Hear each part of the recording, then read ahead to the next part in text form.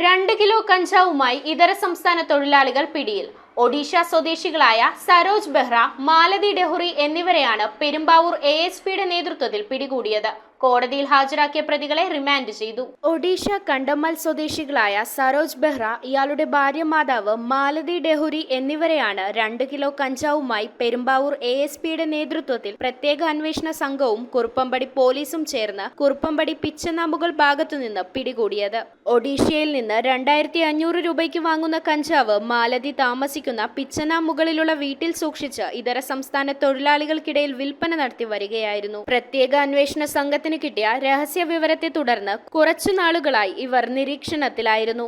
100 gram 500 gram ആക്കിയായിരുന്നു കച്ചവടം. DYSP P Shams, inspector VM Kerson, sub ഇൻസ്പെക്ടർമാരായ Eldho Paul, Ibrahim Kutty, ASI PA Abdul Manaf, senior CPOമാരായ Varghese T Venad, TA Afsal, Benny Isaac, PR Abhilash, Arisha Aliyar, Neethu John എന്നിവരാണ് അന്വേഷണ സംഘത്തിലുള്ളത്. പെരുമ്പാവൂർ ജുഡീഷ്യൽ 1ാം ക്ലാസ് മജിസ്ട്രേറ്റ് കോടതിയിൽ ഹാജരാക്കിയ പ്രതികളെ റിമാൻഡ് ചെയ്തു. News bureau, Perumbavoor.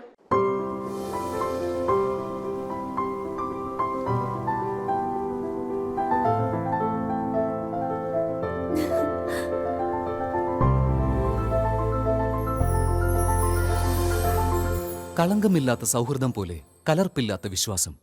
കല്ലൻസ് ജ്വല്ലറി.